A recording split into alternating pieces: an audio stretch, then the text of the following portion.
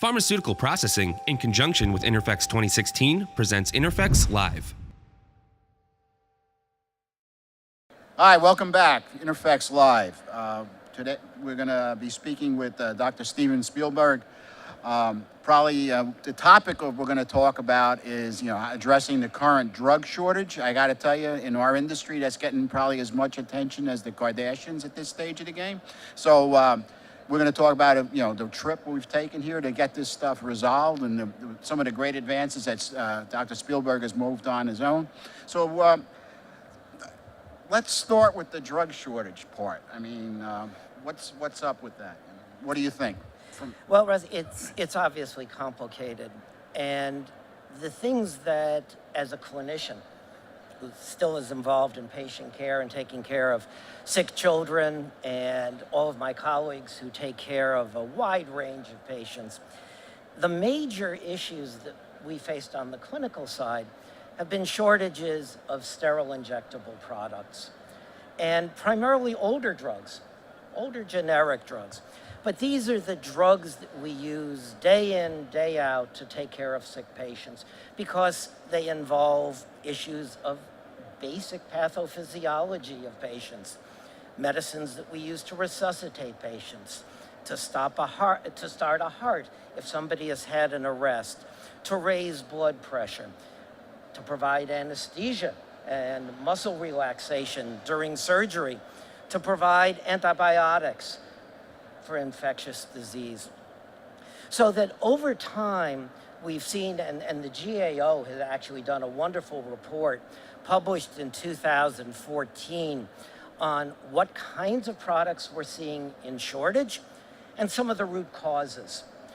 And again, the products ranging now over 200 important medicines that we use day in, day out to take care of sick patients.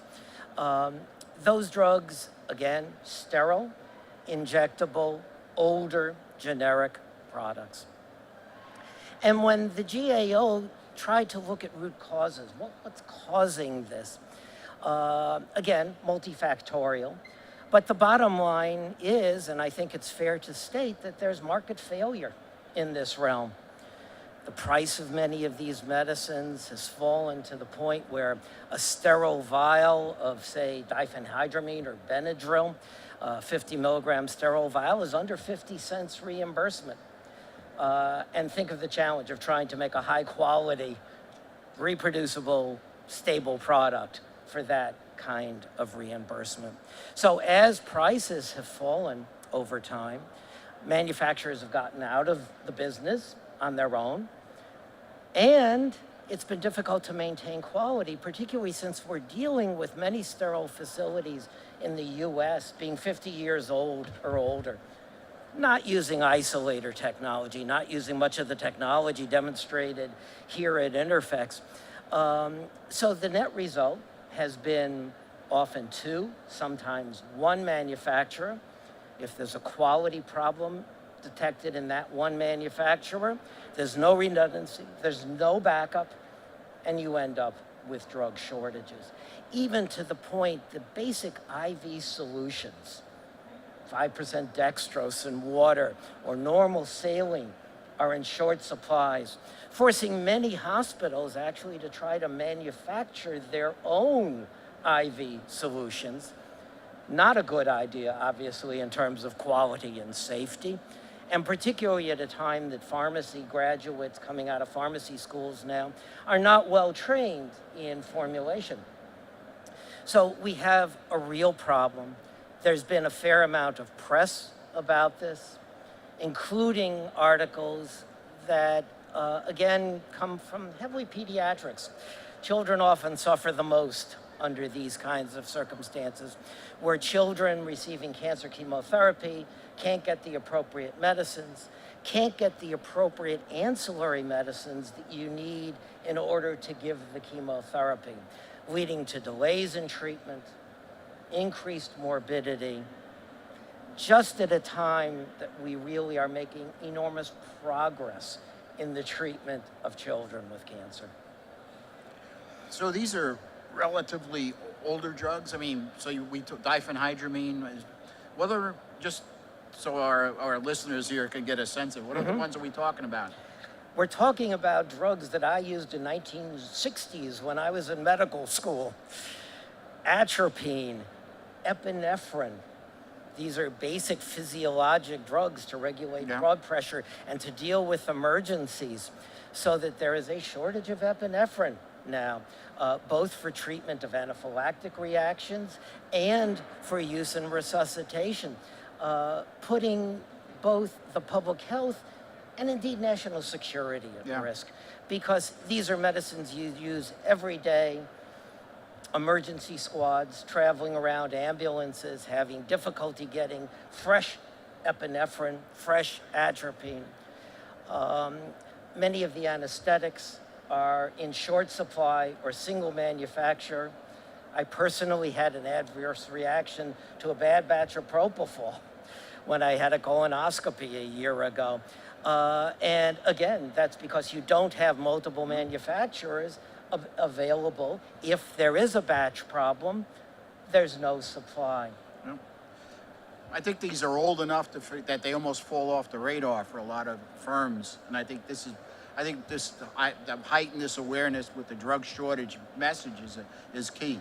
To be honest, I think we almost take it for granted that epinephrine's out there. The fact that it isn't is kind of surprising. Yeah. And atropine, I mean, Yep. it was the basis for the pharmacology I learned.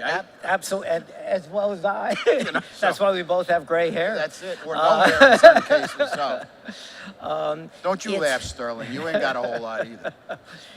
It is a real problem, though, clinically. And we've spent a lot of time in the last while going around talking to hospital pharmacists, the struggles that they have getting medicines. In many situations, it's gotten so bad that hospital chains or individual hospitals actually have people within the pharmacy who spend full time filling in drugs that are in short supply that they can't get readily in terms of patient care. So there really is an issue. There's one that we face globally within the United States. It affects emergency care. It even affects our military preparedness and the availability of medicines to take care of soldiers in the field, to take care of our veterans and VA hospitals, all the way to what I do, which is pediatrics in pediatric hospitals. Wow. So let me just, so I get a sense of it, when you say that, so the hospitals, I mean, Sterling and I have talked about this a couple of times over, things we work on together, but they're actually trying to manufacture sterile products in a hospital pharmacy. And we're not just talking transfer from vials, we're talking about from scratch. Yes. And this was the bad old days. This is the way it used to be done, when hospitals had to take bulk compounds and make them into administratable dosage forms. We are facing that now. And what we want, and what everybody wants, and what we particularly want as doctors and as patients, because remember, we're all patients. Yep. Every one of us in the room at some point is going to be a patient. What we all want is a reliable, secure, affordable, high-quality supply of medicines, so that we know that the medicines we're getting are available, that when a doctor writes a prescription or an order in the hospital, that medicine is readily and immediately available. So why don't we take a look? I mean, now that I think we got a good sense of the background. So obviously you spent a great deal of time and effort addressing this. And so we see safe, affordable, high quality medicines. Why don't we start talking? What is that whole thing, and how's that play into the improvement on the supply chain? Okay. Well, a number of years ago, several colleagues of mine, Janet Spear, who's been in manufacturing for a long time, Sterling, who is with us right now, John McGarity, who spent a great deal of his career in the pharmaceutical industry, began talking about how to approach this kind of problem. And I've been involved in a number of aspects of my multiple careers in academic medicine, in industry, as well as at FDA. I'm trying to address issues where the marketplace is not working independently, where we need a different kind of way of assuring supplies for patients in real time, but where the market really is not responding in the way that it needs to. And I go back to something like, for example, Best Pharmaceuticals for Children Act, which I was heavily involved in getting passage of back in 2002. The issue there is we recognize that children's medicines didn't bring in a great deal of income to companies, and that the costs of doing the clinical trials were substantial. And therefore, we needed a different approach, a public-private partnership, if you will, that could create incentives to manufacture pediatric products, to do the clinical trials, and to get the medicines labeled. So the incentive was a patent exclusivity extension for the industry, but it was the FDA who was given the authority to actually determine what studies were needed to be done in order to properly and effectively and safely use medicines in children. So based on this and much of Janet Spears' thinking and her deep knowledge of manufacturing, we began approaching the issue of what kind of manufacturing facility could in fact begin to address the drug shortages, how we could begin to come up with an idea, if you will, a demonstration project to validate a new, novel approach to manufacturing of needed, older, but relatively low remuneration compounds. And from this came the idea of SAQS, secure, affordable, quality supply of vital medicines. It's a bit of an out-of-the-box approach, again, based on public-private partnerships and based on creating initially a 501c4 not-for-profit organization, which I'm running along with John and Janet, to inform the public, to begin talking with manufacturers, to begin talking with government agencies, to look at a hybrid manufacturing situation where the key core medicines that are in short supply can be defined by those who are most heavily involved. FDA, hospital purchasing groups, Department of Defense, others who are large purchasers of these basic vital medicines, and that those medicines would be manufactured in a novel facility, which Sterling converted our ideas into an actual facility where there is a core not-for-profit organization that runs the facility, keeping costs down, sharing costs among 6 cells, which can be a variety of different types of manufacturing cells. They could be large pharma looking for a secondary site to manufacture to prevent shortages. It could be a generic company looking for a site to do primary and backup manufacturing and to take on some of the medicines that the not-for-profit would be asked to produce in the public interest. So again, public-private interest. Some of the cells could be sterile fill syringes, or if you will, individual packaging, which remains again a major challenge for all of us who are involved in patient care. Some of it could be for research purposes. And we've been talking, the facility initially is targeted for Phoenix, Arizona. And we've been talking with a number of universities out there, very interested in the development of programs to train the next generation of pharmaceutical manufacturers, to train the next generation of pharmaceutical economists, to look at different ways to assure that while new blockbusters come on the market and the individual sponsors deal with those products, that the older drugs, which are still necessary to treat patients, very real patients, every patient, in fact, that those will continue to be manufactured.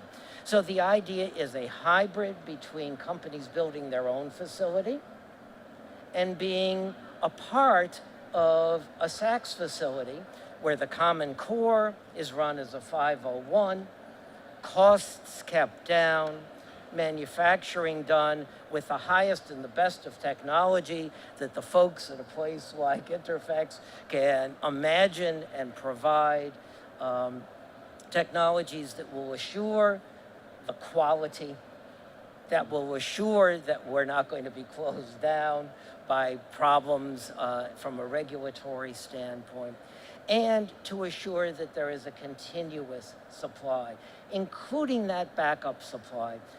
The worst and my greatest fear, again, is single supply of a vital medicine. If anything happens, be it a natural disaster or be it a quality issue that requires a shutdown, what then happens to the patients who need that medicine? You always need redundancy and backup in the system. So the first facility that we're thinking of, again, 501, running the Common Core facilities, 6 members having modules with or cells within that facility, and again, from a variety of different types of manufacturers and or universities, all focused initially on sterile fill and working with those most dependent on those products to determine which products we will manufacture and to manufacture them in a high quality manner. So, so the model is for this facility to be located on a university campus? Is that the plan? No, not necessarily. Although one possibility is actually land that would be university based. The idea is to, again, be very hybrid. And remember, this is a demonstration product, to demonstrate proof of principle, to create a novel out-of-the-box process that will facilitate all of those having an interest and a concern about this problem to be involved. Universities very much, because there are real issues. Just as in my field, in specialized pediatrics, most of us have hairdos like yours and mine, are getting older. It's harder and harder to develop the next generation who's going to be taking care of sick children. Similarly here, we have problems on the engineering side, on everything from sterile fill side to developing new models. We know that the current model is not working. There is market failure. There are shortages. The regulatory side can do a great deal, and FDA has been heroic in putting together lists and notifying and working with manufacturers to try to prevent shutdowns and to try to prevent shortages. But the economic model doesn't work. We need something really new to validate it. Well, I see the economic model. My other question is as a former regulator yourself, my question is, if tomorrow out of the goodness of their heart, somebody decides they're going to make epinephrine, but if they don't own an ANDA or an NDA, they gotta go through a filing process. Absolutely. So, how's that? Absolutely. How are we dealing with that? That has not changed, or what? There will still need to be ANDAs. There is discussion of facilitating those processes for drugs that are on the chronic shortage list, and to working with government. This is, again, part of the reason that we want it to be a 501, a public-private partnership, where we, in fact, can transparently and openly work with government agencies, including FDA, to assure that things can be done in real time and as rapidly as possible. Once having established and demonstrated proof of principle, because one facility will not solve this problem. This would be a first, a demonstration facility. And like all aspects of all life, to me, this is an experiment. One where we are going to modify and improve and continuously change and work to make it better, with the hope of establishing multiple facilities around the country that can do this. Okay. Well, I mean, quite honestly, this is the place that would happen. I mean, this is where science and commercialization merge. So let's do a. So you got people that can design it. We got people who can build it. You got people who can put equipment in it. You got people who can get the drug substance. Yep. And you have the ability. And heck, there's even people here. Not only can they make it, they have an existing facility. Yep. So in an ideal environment, if you walked out of here and 4 people lined up and said they were interested in helping you, what do you see the model as becoming? Considering it could be anything you envision, everything that you want is essentially here. So it depends on how altruistic everybody's going to be. But let's just say, Stephen, in your what would be perfect? Is that a reasonable question? I mean, No, it's an absolutely reasonable question, and an interesting one, obviously. I think certainly from all the projects that I've been involved in, where we, if you will, have tilted at windmills to address things that in the past haven't worked, that need to be done, that are important for the public health. Several criteria have to exist. And this is, again, why the public-private partnership. One is that for the private sector and for companies, these things have to be financially viable. You can't have a situation where everybody's going to lose money. And part of that, and part of the excitement that I have about being able to be at a place like INTERPHEX, is the technology is going to be part of the solution. Better isolators, faster equipment that doesn't break down as much, that can address multiple different dosage forms and sizes, can readily be modified, plug in, plug out, to move from one product to another so that you have a financially viable kind of operation. On the public side, the public sector needs to define what the public health needs is and what the national security need is. And that can change over time. All you have to do is look at, and we're not going into the vaccine side at this point, but if you look at what's gone on, for example, with Zika virus, every time a new public health crisis arises, there is a new challenge to the needs for producing high quality products.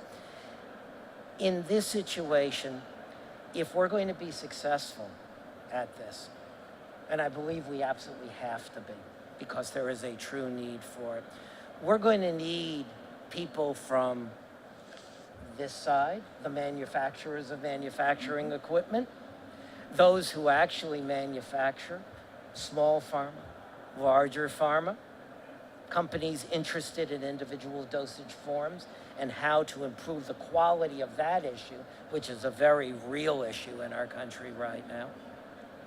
Partnering openly and transparently with government agencies, with healthcare systems, with physician advocacy groups, with patient advocacy groups. Every situation that I've seen where we've been able to take on a major challenge that seemed undoable, it required this kind of coalition. And again, this is why I'm very grateful to be here at INTERPHEX. This is not my area of expertise. I walked the floor. You could have fooled me, but keep going. I walked the floor and saw some unbelievable equipment. Right. But I can't evaluate if that's the best equipment or not. Yeah. But I know people who can. Right. So the answer there is, if we're sitting around a table, the answer is you got a CMO, Yep. guy who's going to make it. You have an equipment vendor. You have an engineering firm that's going to put it together. Yep. The piece, I mean, again, techno geek, right? That's what I do, and that's what Sterling does. But where I'm trying to get my arms around is the consumer side or the public side. So who's going to be sitting there? Usually in a project team, let's take that approach. A project team in a big pharma company's got manufacturing, got development, got engineering. All these guys are represented. Essentially where you're going. But then there's our marketing and or sales who are trying to address this cloud.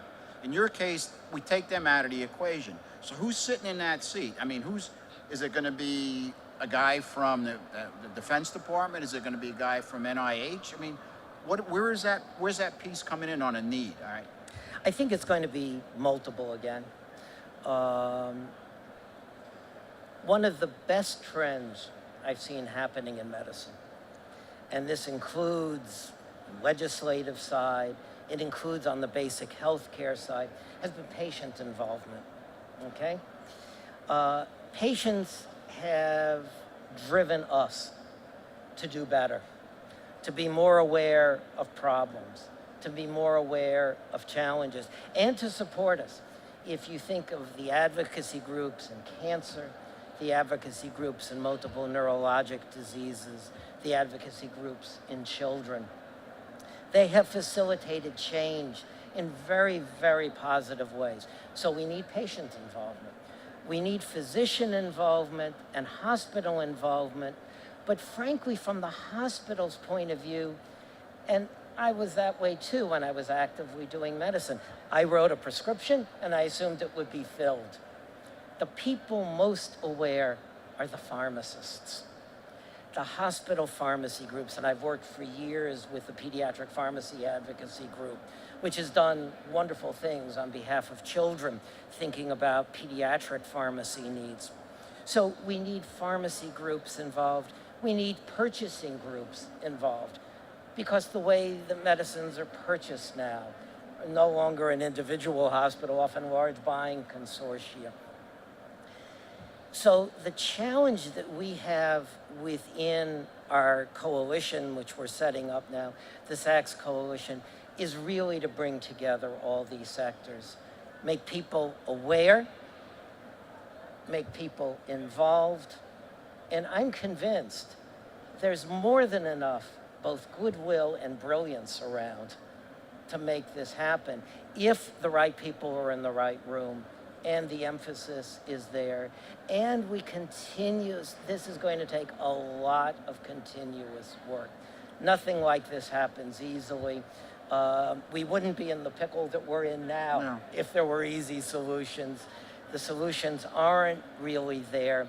I think we can, in fact, accomplish them. So I'm seeing the Hospital Pharmacy Association coming and sitting down at the table. Absolutely. I'm seeing the supply chain aspect for hospitals. Yep. All right. I think I'm trying to think here. All right. So hospital pharmacy. I mean, but that's going to bubble up. In other words, but what about is that going to cover us on everything? I mean, that's I guess I'm trying to figure out. First we'll address that short term in the hospital area. Then we're going to then there should be somebody, as we're saying, there should be somebody on the partnership that's going to address the emergency aspect. Exactly. Yes. Okay. And this includes, of course, both DoD and HHS, right, who have different areas of responsibility for homeland security issues, for our soldiers abroad, and this, again, when you think about it, whether you're in an accident right here in New York City and you're picked up by an ambulance squad and brought to an emergency room here, or whether you're in Afghanistan, the same needs exist, the same kinds of medicines are going to be used. You want huge redundancy in that system. And one of the things that we often forget is that medicines have expiry dates. You can't stockpile your way out of this. You have to have a manufacturing system that's nimble and responsive and always available. for needs as they change, Yeah. and needs do change. But the important thing, and this sort of gets back to the older medicines. These medicines that we use all the time in surgery, as anesthetics, the older antibiotics, the older cancer chemotherapy drugs, which we still use quite effectively, and they will be supplanted with new drugs. That's wonderful for everybody who needs newer and improved medicines. The resuscitation drugs, the IV fluids, they will be needed pretty much forever. Yeah. Those are the things that we use in real world to take care of real patients in all the sectors. So all the sectors have a vested interest in this. And I think one of the ultimate challenges is, in fact, getting these sectors together. Well, let me ask you this then. I mean, obviously, so there's the buying group, okay? Let's just, I mean, the government contracts, okay? But I'm having one of the things that one of the biggest challenges we face as an industry is, and it's come up. I can say most people feel that getting the NDA approval is a lot easier than getting the third-party payer approval. Yep. How are we wrestling that to the ground? Is that going to play into this? Are they going to be in this consortium, or how's that working? Ultimately, price structure does have to be discussed. And we've seen one approach, which has been companies buying up NDAs and pushing up the prices to ridiculous levels. Well, that's sort of not what I was thinking. Yeah, but That's not what any of us want. okay. It's an approach that is not in the public interest. No. And while getting a price to a point where companies may in fact be able to manufacture for a short term, it will be supplanted by another opportunity that comes up. So there still needs to be a sector focused on assuring availability of these medicines. Part of the reason for the 501 management approach is to keep prices down, to minimize prices whilst assuring high quality. And the ultimate price points and how all that's going to work out, the marketplace, I think, will begin to adjust to those. Once again, there's the recognition that these medicines need to be there to take care of patients, regardless of what that patient has. You can have the most targeted, most magnificent new therapeutic agent. I spent most of my career in pharmacogenomics, looking at mechanisms of disease and developing new targets for medicines. Those medicines still have to be given with IV fluids. They have side effects that need to be countered by medicines that have been around since the 1950s and 1960s. So regardless of any of those things, we need to have these medicines available.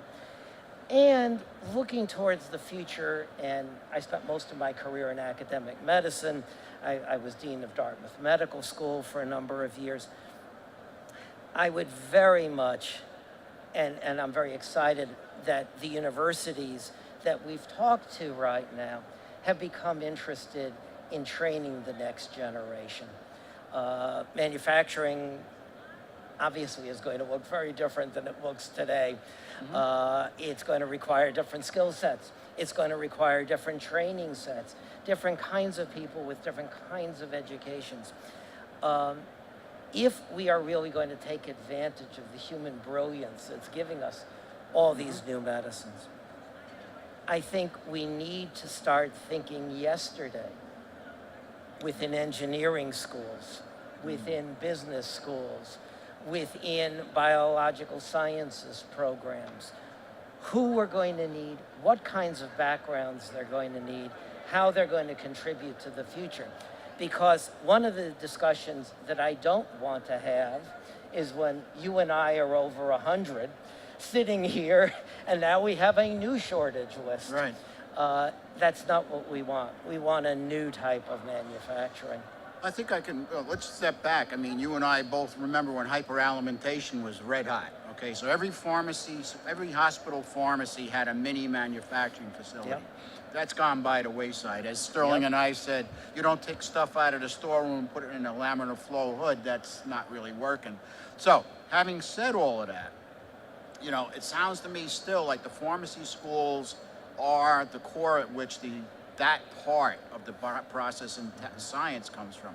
The engineering schools, yeah, that's that process and engineering. My other question, I mean, that's more of a comment, but my other questions is about the volume. I mean, we talk about diphenhydramine, we talk about ephedrine, but then we talk about D5W and saline. I mean, these are, they're sterile, but they're volumes away from each other. Yeah. I mean, we're not talking about a one-size-fits-all here. Exactly. So what do you see? I mean... Exactly. Just briefly to go back to hyperalimentation, there are shortages of zinc, which we use in children for hyperal, which is critical for small babies in terms of their gut development and prevention of diarrhea. And there are shortages of vitamins for hyperalimentation right now. Right, injectable. Injectable, Right. Exactly. And again, that's something particularly we face in pediatrics with our small preemies and the needs to assure adequate nutrition, but also in adults with bowel surgery and a variety of other kinds of conditions. With respect to the different kinds of, everything from sterile syringe to blow-filled seal bags. Yeah. The idea of this kind of facility is to have mixes within the 6 cells of different kinds of manufacturing. So there might be one cell, in fact, dedicated to IV bag production. Might be another cell dedicated to syringe production. And again, one facility isn't going to solve all the problems. No. It's going to take time, it's going to take multiple facilities. This one being the demonstration project to show that it can work with this kind of mix. I am told by people who know a lot more about manufacturing than I do that it's a viable model, but we've got to get it up and running, demonstrate that it works, prove that it works, just like we had to go back to Congress every 5 years with Best Pharmaceuticals for Children Act and show that it was benefiting children. I thought that was a great idea because we actually had to demonstrate that what we had chosen as a model was working, and we had to change it and modify it over time. Similarly here, I think we probably will modify over time. It would sound to me, just off the top, that an outfit like the American Society of Hospital Pharmacists, this is where they came from. Yep. It's kind of walked away from them. Yep. I would think they'd be grabbing hold of this and running with it. You know, Absolutely. just a mild guess, simply because you know what I mean. Yep. These people, they have the background, the desire, and it's back in their sweet spot. Just Yep. a thought.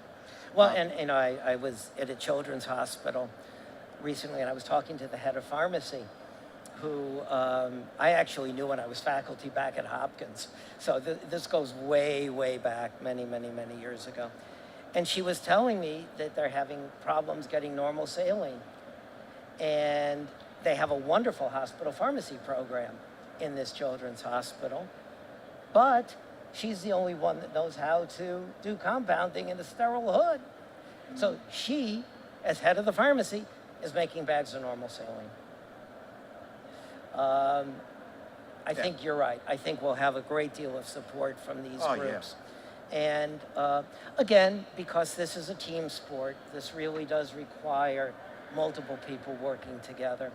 And just as an editorial, of the things I've done over the last 40 years in medicine, it's been the interdisciplinary things. The things where everybody works together and no one takes particular credit for it, where things have actually been successful, where things have changed. And I think that's the kind of thing that will be required from this. But again, I'm really grateful for the opportunity to be here at INTERPHEX.